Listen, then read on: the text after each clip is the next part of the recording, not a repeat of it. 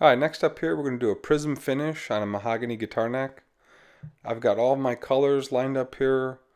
We're going to start off with purple, then move to blue, and then green, yellow, red, and sort of a pink. And I've got some cutout t-shirts and Angelus leather dye, and we're just going to go ahead and apply the leather dye with an old cut up t-shirt. We're going to go ahead and just rub in straight from the bottle. We're not going to dilute it or anything like that. We're just going to take it straight from the bottle and apply it right on the neck. And we'll start with the purple, and then we'll slowly move to the blue here. And I'm doing about every 3 to sort of 6-inch section as a base color. And what you'll see me do through this process is go back and forth with the different colors and rags to get it to blend. So what I'll try and do is get the pure color first and then sort of bleed back in with the secondary color, and you can see right there I'm blending the blue and the purple and trying to get it to fade properly.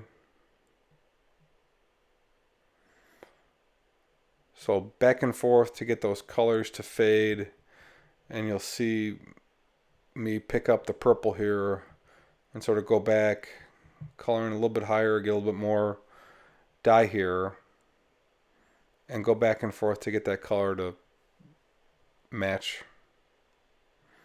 So do the front of the headstock with the purple, sort of do 2-ish coats,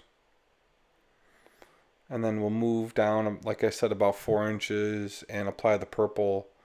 And we'll do a little bit back and forth to get that blue and purple to fade properly. So we'll bring down the blue and the purple. Then we'll move to the green. So I've got the purple, blue, and then we'll go ahead and apply the green. And like I said, I got about a good sort of 3 to 4 inches of pure color. And we'll go back and forth between now the blue and the green and fade those together. And the hardest part here is going to be the green to the yellow, because I've got a brown base wood. And this isn't going to look right, but I've got a trick here to get it to look correct as I sort of work through it. So you can see that hard line between the green and the yellow. And what I'll do is I'll come back with some steel wool and get that cleaned up. You can see the color from the yellow pulling up the green. So as I try to fade it here, I get lots of green in this, and this isn't going to look right.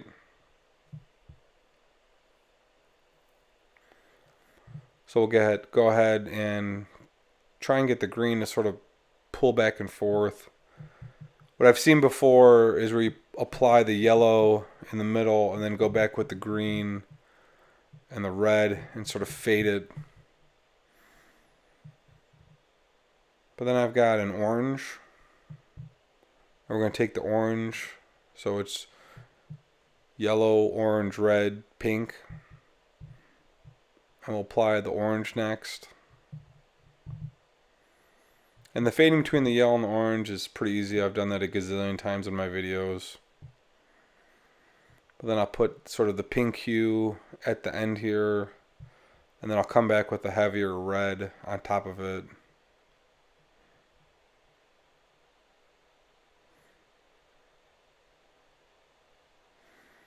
So we'll bring that pink all the way up to the orange.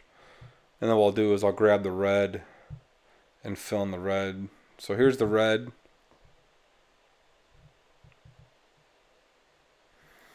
And we'll go from the orange to the red, or orange to the pink, and just sort of fill it in. So I get that prism color. So from the top down, it was the purple, the blue, the green, yellow, orange, red, and then pink.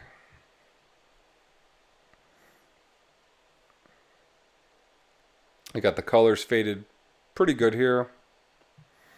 For the first run, I'm just going back here with the orange and the red and just sort of pulling the colors up and down.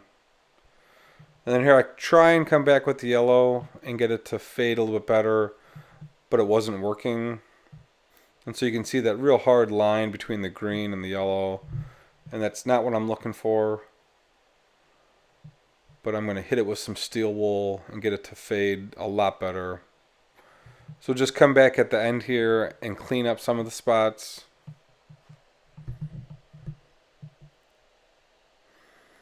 So for the first coat, we're looking pretty good here. We'll just add a little bit of pink on the bottom to get that red to sort of fade better. And then we'll move to the steel wool trick. And I've got some fine steel wool. And we're going to rub specifically in the green and the yellow spot. And we're going to pull up some color. And this will get the fade to look a lot better.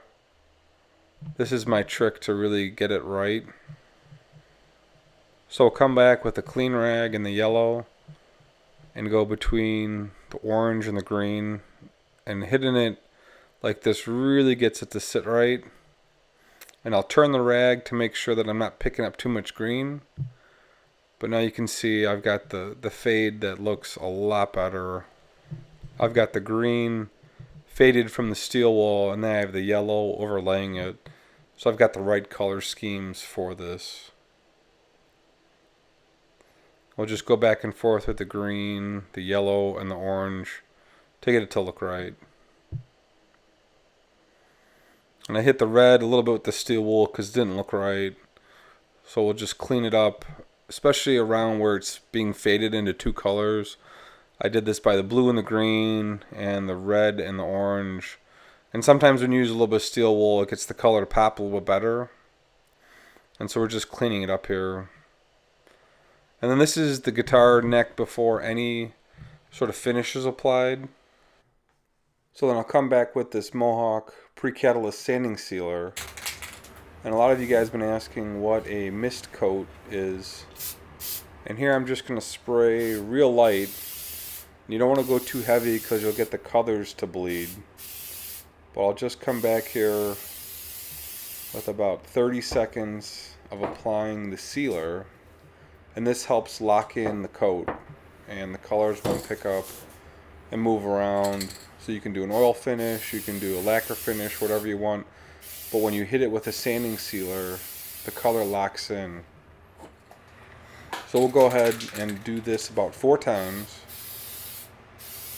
And we'll just apply these light coats, nothing heavy because it'll pick up the color.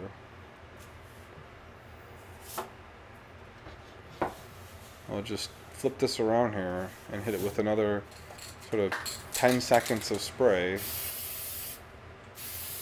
and that's a mist coat. Nothing too heavy, nothing too thick, just let it sit and lock in the color. So we'll go ahead and put, like I said, 4 coats on. Make sure that color is really locked in before I bring another oil to it. If you don't do this right, you'll get your colors to pick up. So I'm going to use the minwax wipe-on poly. If you look at fine woodworking, this is the least yellow finish I've found through my own work and through, doing some research. And we're going to put about 4 coats on of this material.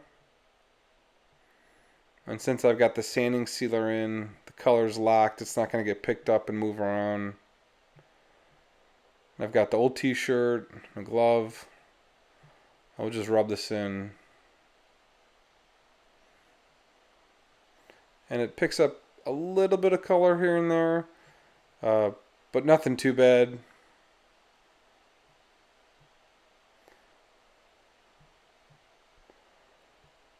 Let's coat 1, 2, and 3. And then what we'll do is after the 3rd coat, I'll just hit this with some fine steel wool.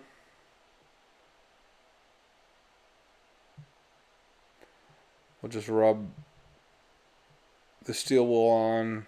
I'm not going to brush this off. It's going to help lock in and seal the pores slightly.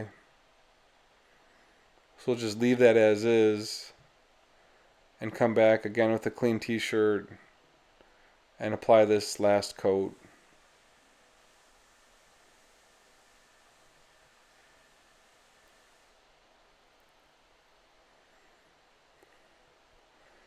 So it'll be nice and shiny after this.